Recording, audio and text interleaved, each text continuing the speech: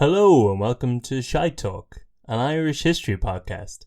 My name's Kevin Larney, and here with me today is Professor Jason Brennan. Am I pronouncing that correctly?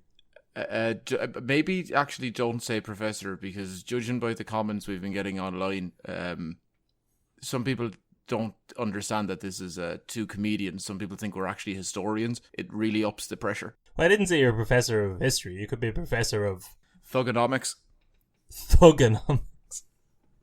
Yeah, exactly. With a minor in women's studies. Yeah. Oh, shit. I was going to tell you a story about... we can edit this bit out. I can't remember the name of the... It's like a Scottish football team that begins with M. You mean Hearts of Midlothian? No. Not Maidstone? No. Motherwell? Oh, she's grand, yeah. Thanks for asking.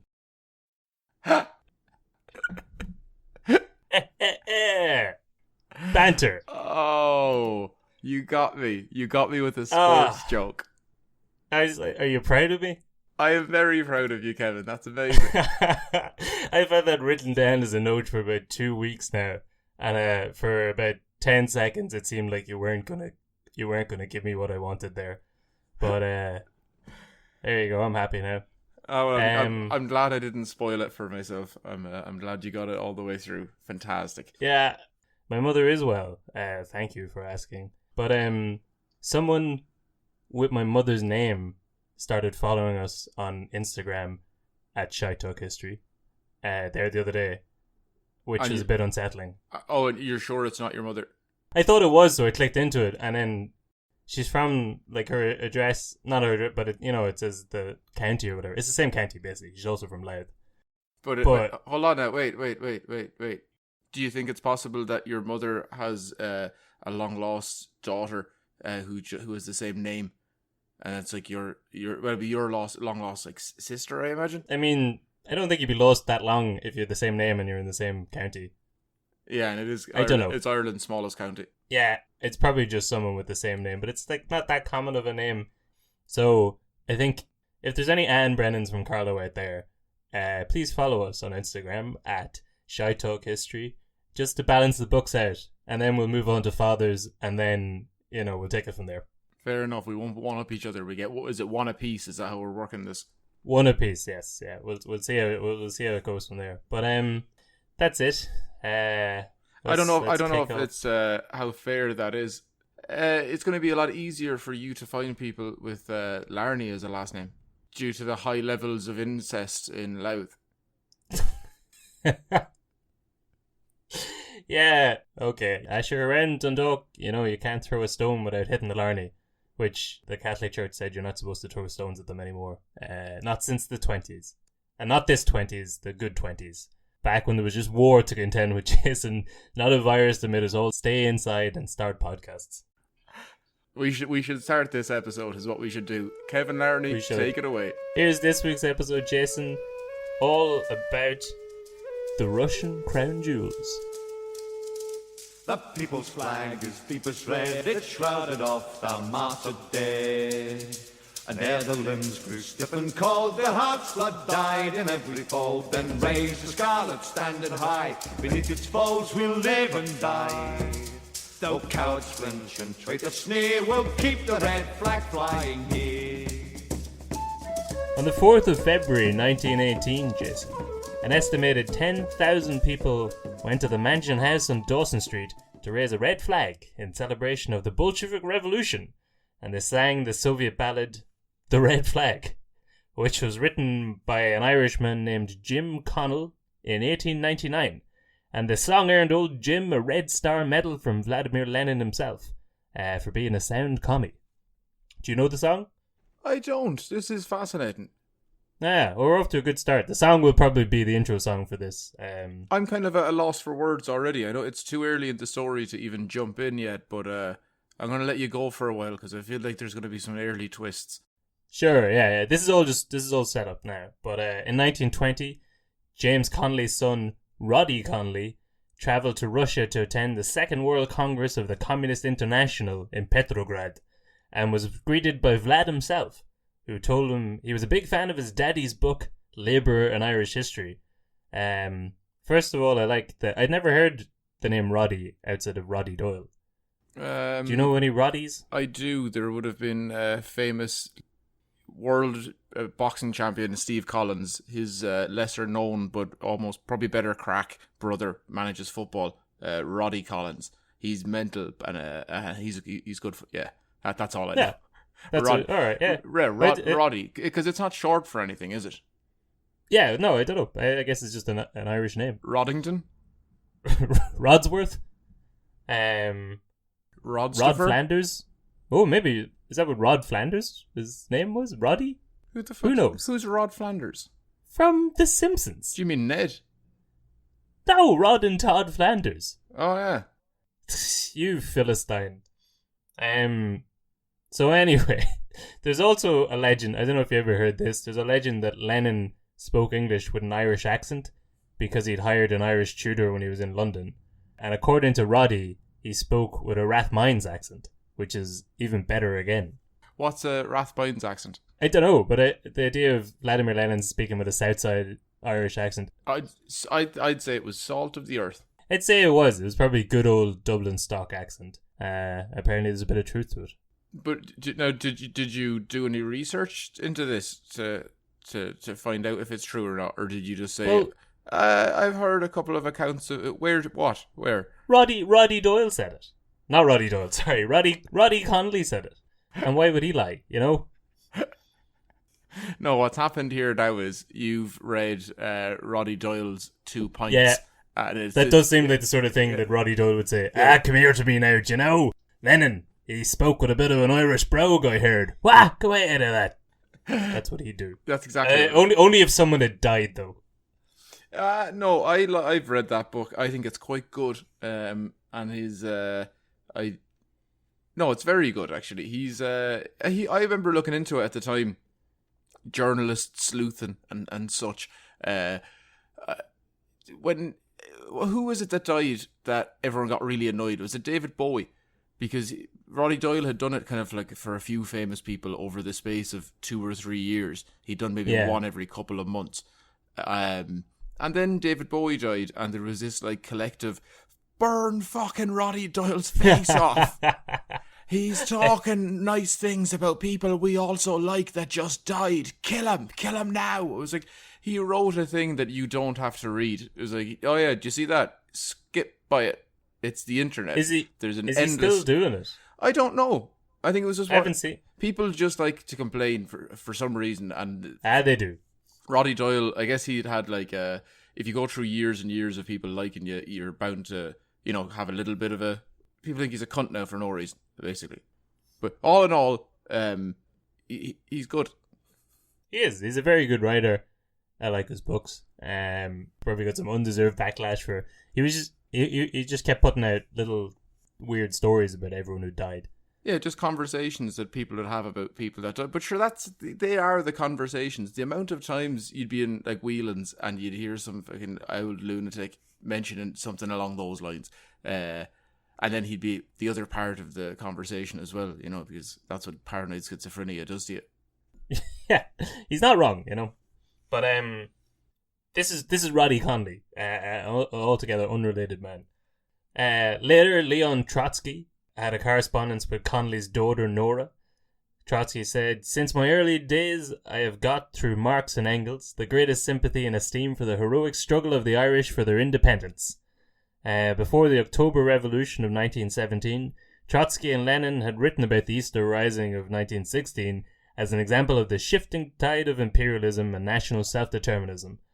There was also, we'll probably do this for another episode, but there's also like a number of Soviet microstates that popped up in Ireland during the War of Independence. I think Limerick's probably the most famous one, and there's one in Monaghan. But basically, this whole preamble is to set up that the Irish and the Russians, big mates. Or should I say, big comrades. I thought, I paused there because I thought you were going to say something good. But thanks for giving me room to hang myself there. That was much appreciated. So there you go. A lot of the head Russian bucks, big fans of the Irish, revolution-wise. And that's where we start the story. In the early 1920s, Irish diplomats were travelling around the US of A, trying to raise money for the boys back home and to get recognition for the new Irish state.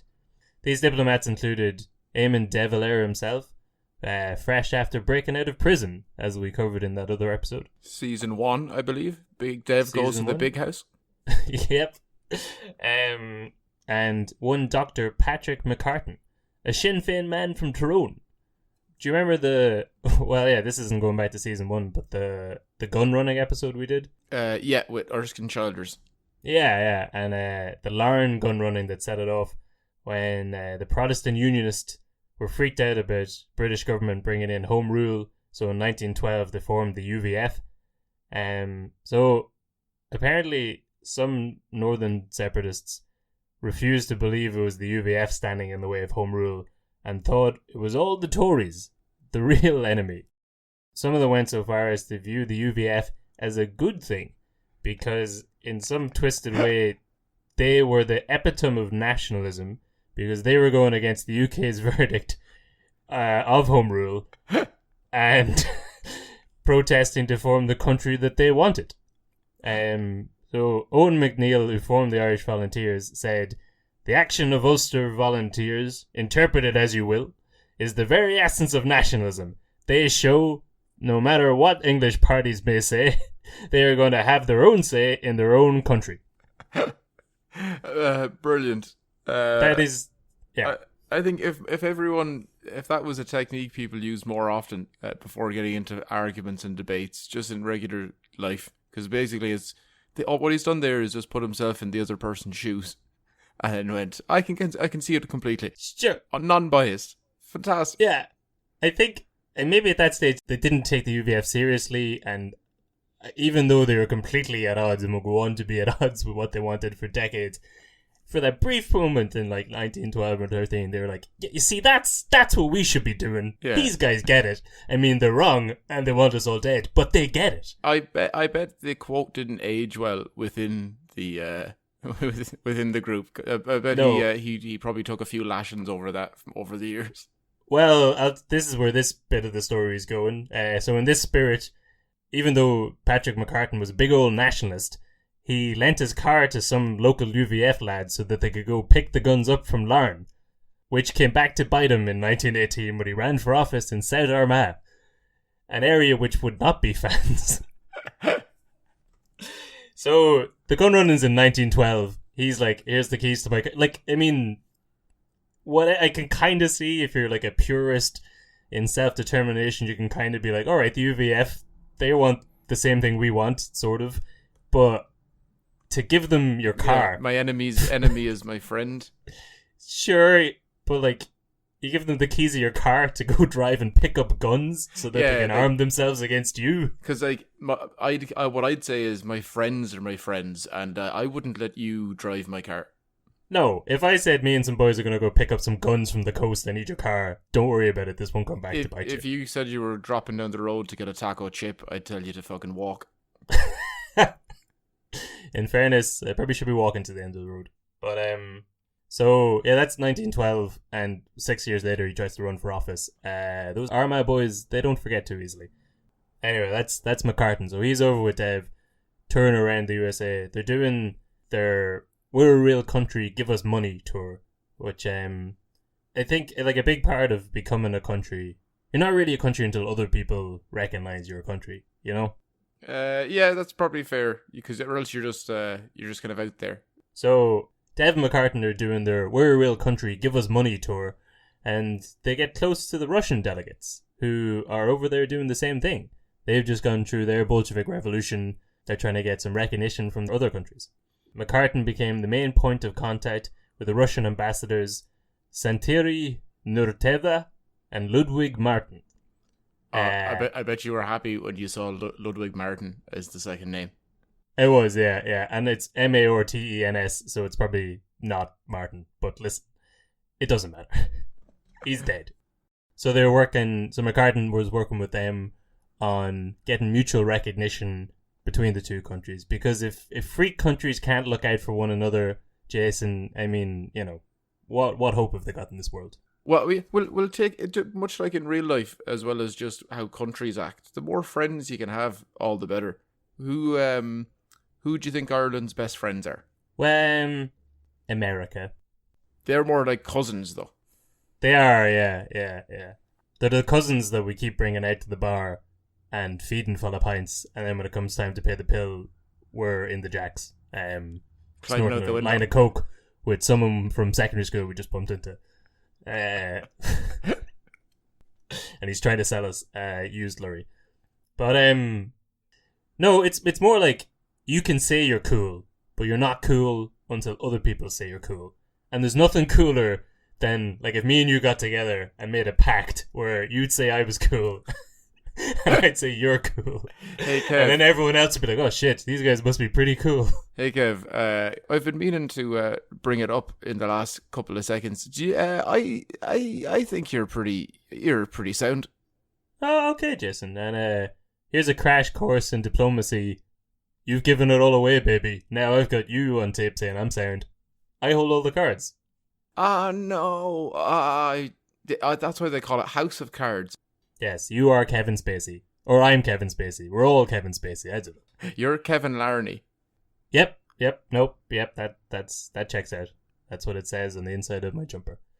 Right, so one of the arguments that the Americans had against Irish sovereignty was, what if a newly free Ireland aligned itself with Britain's enemies? Because America and Britain are pretty close. So if you give Irish their freedom, what if they align themselves with Britain's enemies? In fairness, Ireland had a habit of inviting people over to invade England. The French, the Spanish, the Germans, the French again. Pretty much anybody. We'd have them all over. Yeah, we've covered it a bit now. I think there's Ireland has consistently throughout the decades or centuries even just tried, England's problems, Ireland's opportunity stretches back so long. Most countries we've tried to get the help of. It's kind of just like calling people up, just talking shit about a country, going, yeah, what do you think about that guy over there, Great Britain? What do you think about him? He's a bit of a, we should fucking take him down a leg or two, a rung off the ladder.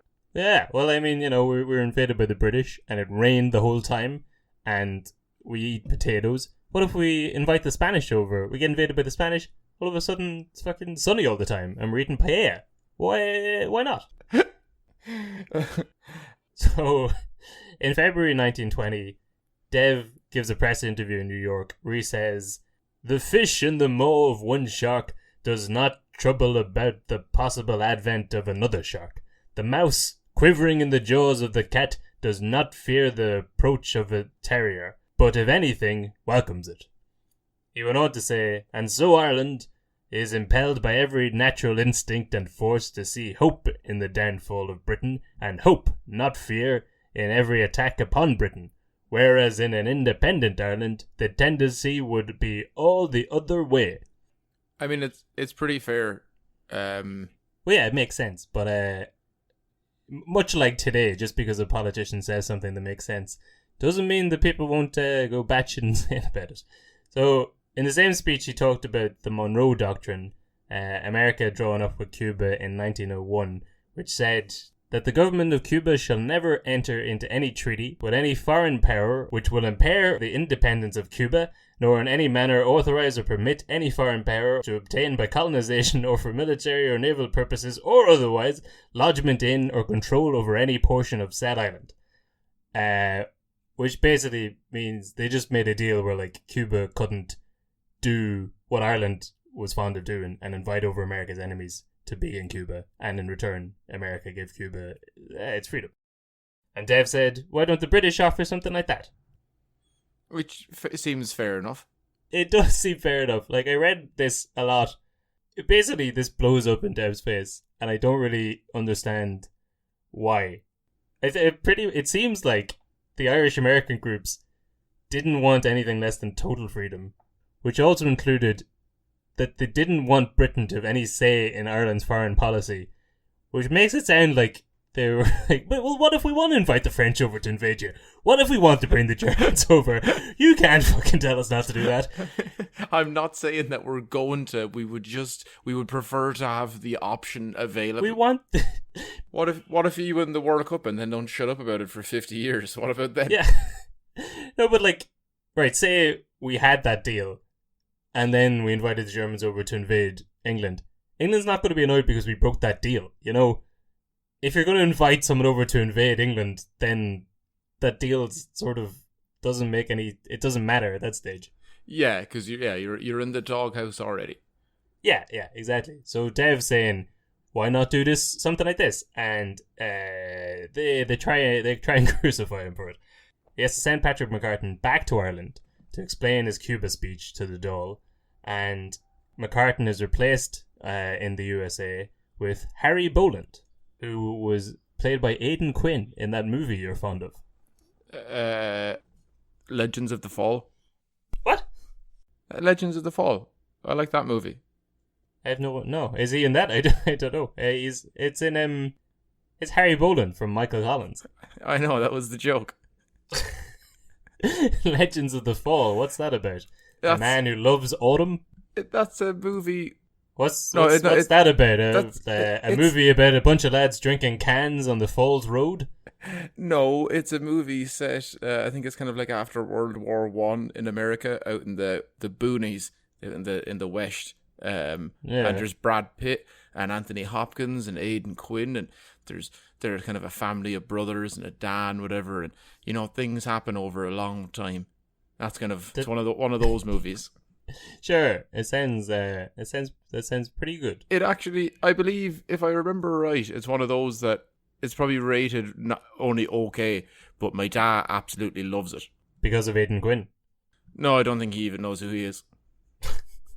I have no idea who he is. I looked that up especially for you. See, my other reference would have been Song for a Raggy Boy, but I felt that would have been too dark to make a joke of on the podcast. I'm trying to lighten the mood. This is a comedy podcast, sort of. So, while Dev and the boys had raised about $5 million on their tour of the States, the Russians were having trouble getting dollar donations. So in April 1920, Dev and Martins made a deal. Ireland lent Russia about $20,000, and as security, Martins gave Harry Boland some of the Russian crown jewels, which he'd managed to smuggle into the US. It consisted of 4 brooches with gold, pearls, and diamonds that had belonged to the Romanov family, which, according to the receipt from the transaction, were worth $25,500. And did you do the thing that I always do and convert that to modern money so that the listeners have a fair reference point? I did, and I think I found what you found, that it's very difficult. Yeah. I got the figure of $250,000, but also a figure of $1 million.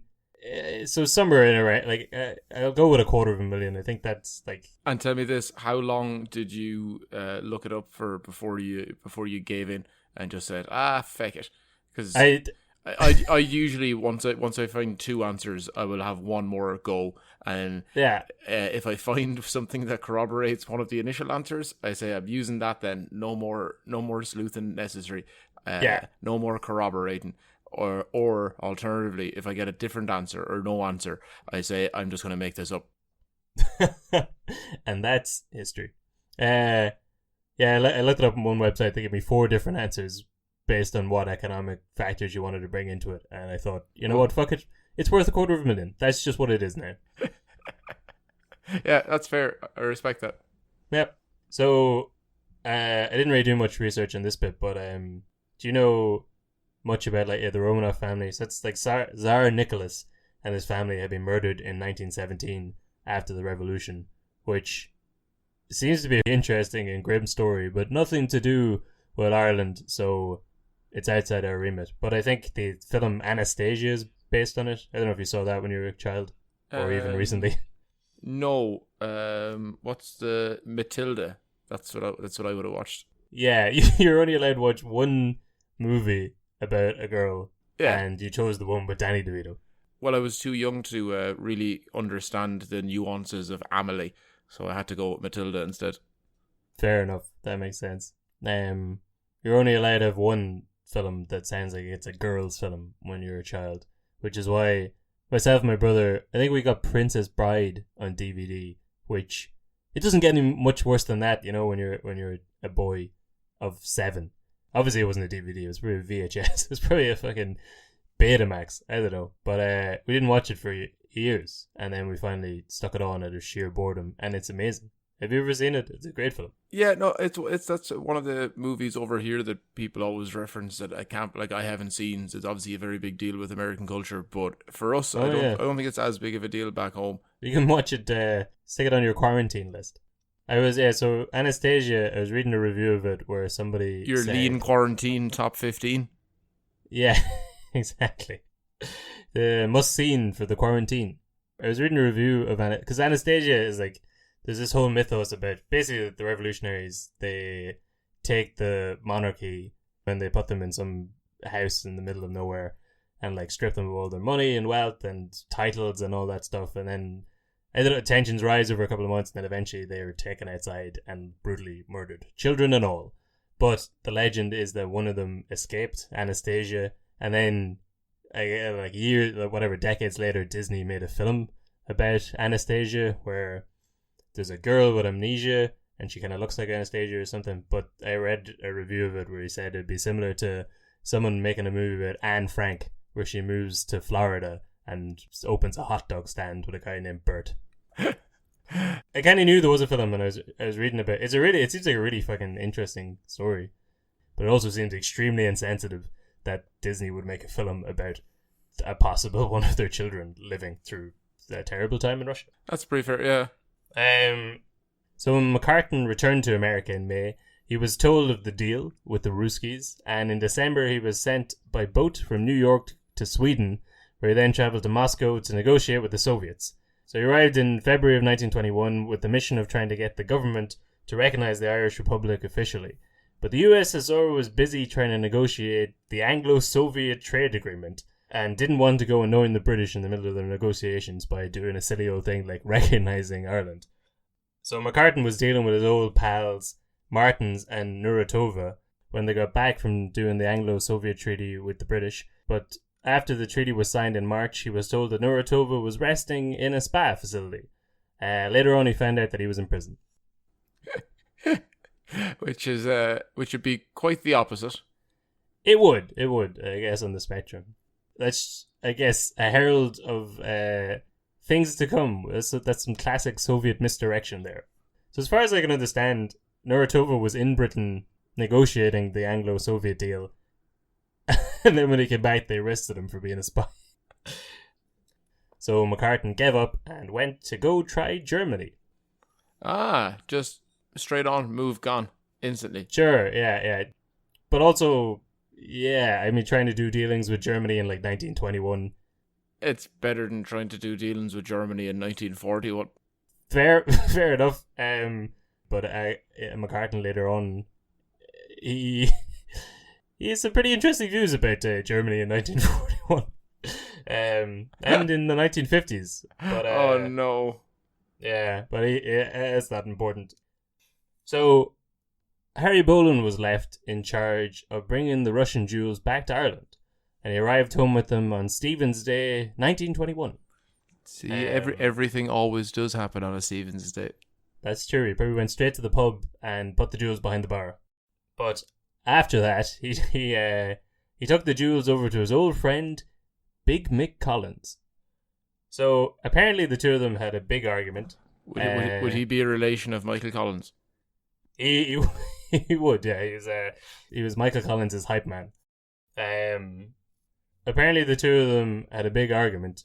There's a receipt for the jewels that's signed by Collins on the 6th of January 1922. And the Anglo-Irish Treaty was ratified by the Dáil on the 7th of January 1922. So tensions were obviously a bit high around then. And Boland and Collins were on opposite sides of so Collins was pro-treaty. He wanted to sign the deal with the British, which included giving away Northern Ireland. Boland said, nah, fuck that, let's go all or nothing. So this is the day before that gets ratified in the Dáil. Boland shows up with some Russian jewels, which seems, I'm imagining, a pretty irrelevant problem at that stage. But like, maybe that's his thinking, because he knows like this is the votes, like it's gonna have to be ratified. Maybe it's his last ditch effort to. Mick, look, we have fucking jewels. Let's go with the English. Like, what are we going to do with them? I don't know. Sell them for guns. We can take the bastards, Mick. We can do it. We've got these shiny brooches. They might be magic. We don't know. Yeah, I mean, it would have been worth guns. They would like, yeah. At that stage, we've already gotten the treaty. Sure, yeah. I mean, it's kind of like the political terms of like FOMO. Yeah. We have the treaty. Why not get treaty and the guns? Yeah, you know, like you're at home. You've made this sensible decision. It's a Saturday night. It's 10 o'clock. You've had an Indian curry. It's on takeaway. It's straight there at the table. You're about to watch, I don't know, the Avengers, and then all of a sudden you get this text message off one of your friends saying, "Hey, I'm just going down to the pub, and you'll never guess what. I have this bag of stolen Russian jewels." You're like, there's no fucking way. Now, maybe, I don't know, maybe Michael Collins, I have a feeling I know which way he would have went with that, but I'm rooting here for Big Mick to go. I don't know. I want to know what Irish people would do with diamonds. I feel like we're not meant for diamonds. Like some brass or bronze, some accoutrements. Yeah, that's about as far as we ever got with that. Yeah, we're not made for gold. No. Just in our teeth. The only gold we enjoy, Jason, is Barry's gold. Oh, well, that's the... hold on now, because half our listeners are going to be Lions drinkers. Fair enough. The only gold we enjoy, Jason, is Lion's gold. But is that a tea? I don't know. No, we can't, because now half the people are going to be Barry's drinkers. They'll be offended. We enjoy all teas indiscriminately. One of us drinks Barry's, one of us drinks Lions. You never tell which one of us is which. For all you know, I could be the dirty, low-born son of a gun scumbag who drinks Lions. Or it could be Jason. You know? Oh no, you've let the cat out of the bag now. I guess we're both Barry's drinkers. I don't know where I stand on this whole thing. It's not important to this story. So there's a couple of reports about what Colin said. I've seen like all of these things were quoted in various different sources. I don't know how any of them could have been, like, they weren't attributed to anybody. It would always just say, like, allegedly Colin said this. So, allegedly, he said, "I'm not going to bother with those things. They can't help us with our cause at the moment. I don't want them. The Tsar and his family have been killed. There's blood on them jewels."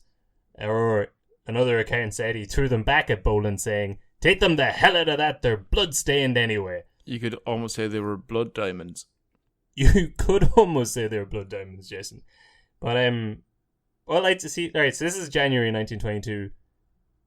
Much like Nuratova being at a day spa, the Russians hadn't admitted that they'd killed the Tsar and his family.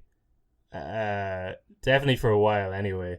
So I don't know about 1922, I'm sure people suspected, but I don't know, like, would Collins have been up to date on internal Russian politics?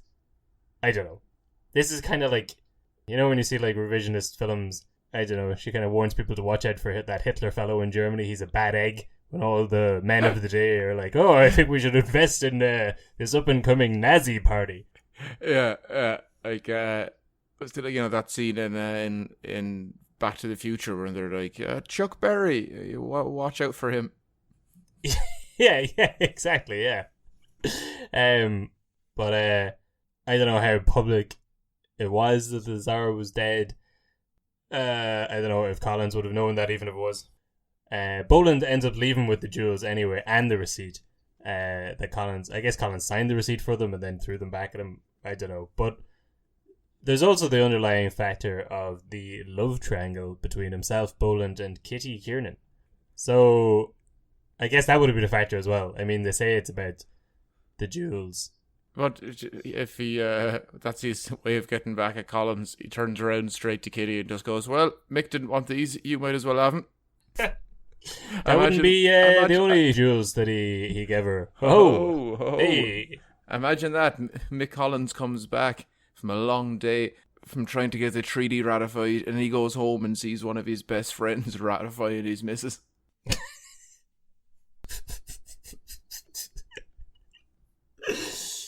Yeah. Yeah, that did sour any relationship, I suppose. I was like, how did it go? I split her in two.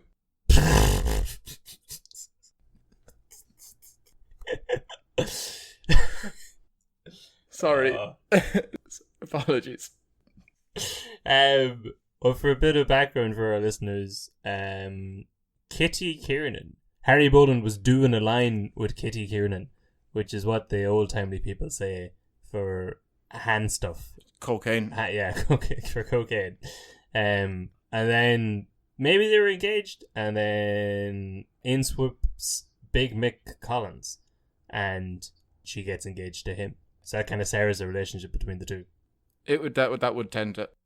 Yeah, I don't know if she was engaged. Do you think that must have been an awkward conversation when the two best friends would have had to sit down and have the talk about which side of the treaty they're going to be on, and then Harry'd be like, "Oh Jesus, Mick, I can't believe you want to sign that treaty. I'd almost rather you ride me, missus."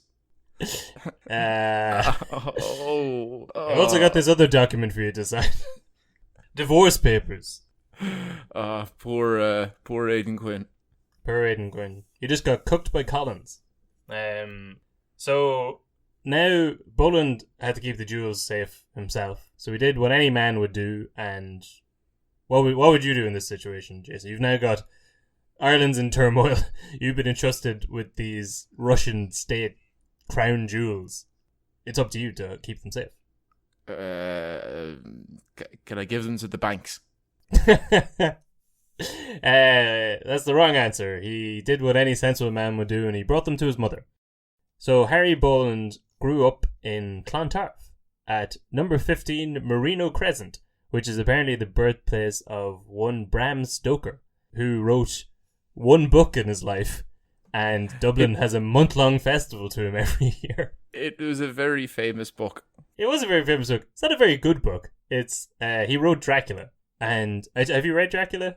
I haven't. Do you know what? I bought it years ago and read the first few pages and then said, "There's just more important things to be doing with your life." Like reading Frankenstein by Mary Shelley. I was just about to say reading Frankenstein instead. There you go. I like those moments live on the podcast where we realise we're friends. Yeah. If only you hadn't rode my missus and ratified the treaty. If only you had have taken those jewels and used them for gun running. But so Bram Stoker wrote Dracula based off of when I was in Romania a while ago, and I went to the castle where Dracula apparently lived. Although I'd say every castle in Romania claims to be the true castle of Dracula. It was based off of Vlad the Impaler, who was a real life political figure of theirs, who was also a folk hero. And then Bram Stoker just took him and turned him into a monster. So it'd be like if someone from Sweden wrote a story about one of our cultural heroes and turned him into a literal blood-sucking monster, and the book became really famous worldwide. It'd be like if someone wrote a story about Jerry Adams and made him out to be some sort of, murdering psychopath. Well, that's the Foreigner, the Jackie Chan movie, where he goes and fights Jerry Adams. Allegedly, loosely played. Yeah, it's definitely Jerry Adams. I believe the character's name is Adam Gerrards. Ari Adams. Yeah, exactly. That's exactly right, Jason. In many ways, The Foreigner is the spiritual sequel to Bram Stoker's Dracula. That's the hottest take you're going to get from this podcast this season, I think. And then the sequel to that is Nosferatu.